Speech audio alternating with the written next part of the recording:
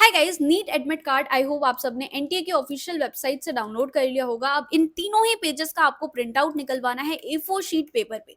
Coloured and black and white दोनों ही निकलवा सकते हो। बस एक बात का ध्यान रखना, in case black and white निकलवा रहे हो तो आपकी सारी डिटेल्स प्रॉपरली विजिबल हो।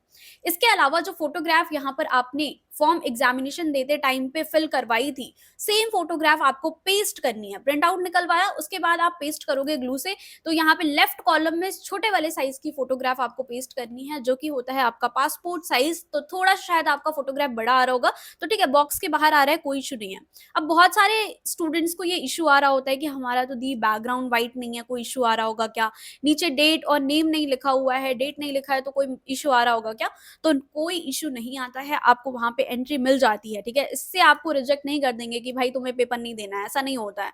इसके अलावा जो स्टूडेंट के पास अब ये फोटोग्राफ नहीं है, उस टाइम पे बस क्लिक करा के अपलोड कर दिया, वो फोटोग्राफ ही नहीं है, तो तुम क्या कर सकते हो, सेम वो ड्रेस तो होगी, सेम ड्रेस में अपनी फोटोग्राफ क्लिक कराओ। एंड दो साइज में कराना, एक छोटे वाले size passport size and post card size दूसरे पेज पे लगाने के लिए। ठीक है, तो ये चीज आप करा लेना। मैंने आपको दोनों ही इशू आपका रिजॉल्व करा दिया है, नेम डेट एंड बैकग्राउंड का।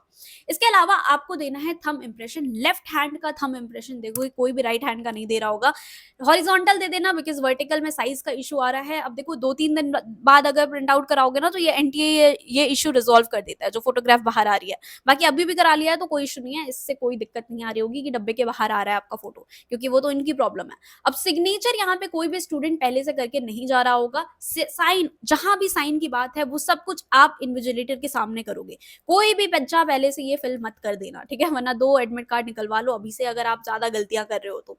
दूसरे पेज पे अगेन आपको एक बड़े वाले साइज की, यहाँ पे साइज भी लिखा हुआ है 4x6, that is your post card size. Post card size photograph लोगे, पेस्ट कर दोगे, डब्बे से बाहर आ रहा है, कोई इशू नहीं है।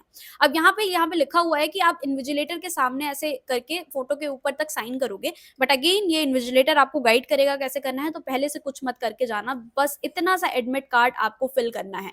यहाँ पे एक फोटो एंड यहाँ पे एक थंब इंप्रेशन, ठीक है, इंक से आप कर दोगे थंब इंप्रेशन। सो आज के आज ही ये अपना कंप्लीट एडमिट कार्ड का ये काम जरूर कर लेना है। एंड ये तीनों ही पेजेस को अलग अलग पेजेस पे प्रिंट आउट कराना है, आगे पीछे करके कंजूसी मत करना, पंच मत करना, क्योंकि अगेन वो पंच मेटल का होता है, दिक्कत करेगा। तो ये कंप्लीट ये हो गया आपका एडमिट कार्ड 3 पेजेस का। तो आप रखोगे एक एडमिट कार्ड, इसके साथ में भी कुछ चीजें आपको सेंटर पे ले जानी होती हैं। एक एडमिट कार्ड हो गया आपका ये पूरा तीनों पेजेस का।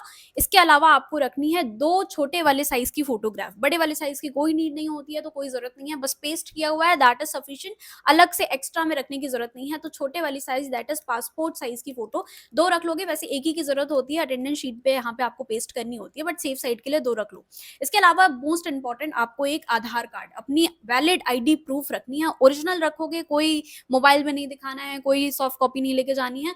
प्रिंट आउट में आपको ओरिजिनल जो आपका ऐसे करके आधार कार्ड आता है, वही वाला आधार कार्ड आपको अपने साथ में रखना है। तो ये 3 डॉक्यूमेंट्स तो लेके ही जाने हैं, ये नहीं करोगे तो एंट्री ही नहीं मिलेगी आपको सेंटर पे। तो ये करोगे प्रायोरिटी बेसिस पे। इसके बाद यहाँ पे लिखा हुआ है एक वाटर बॉटल आप अपनी पर्सनल रख सकते हो ट्रांसपेरेंट, तो बिस्लरी वाले का वो रैपर निकाल दोगे, अगेन आपका वाटर बॉटल हो जाएगा। तो आईडी प्रूफ, ये पूरा एडमिट कार्ड इंस्ट्रक्शन वाले पेज के साथ में, एंड यहाँ पे आप पीडब्ल्यूडी अगर कोई है, पर्सन विद डिसेबिलिटी, तो उसके लिए अपना certificate and scribe related document भी रख लेना। बाकी जो है उसके लिए यही 3 चीजें इंपॉर्टेंट है।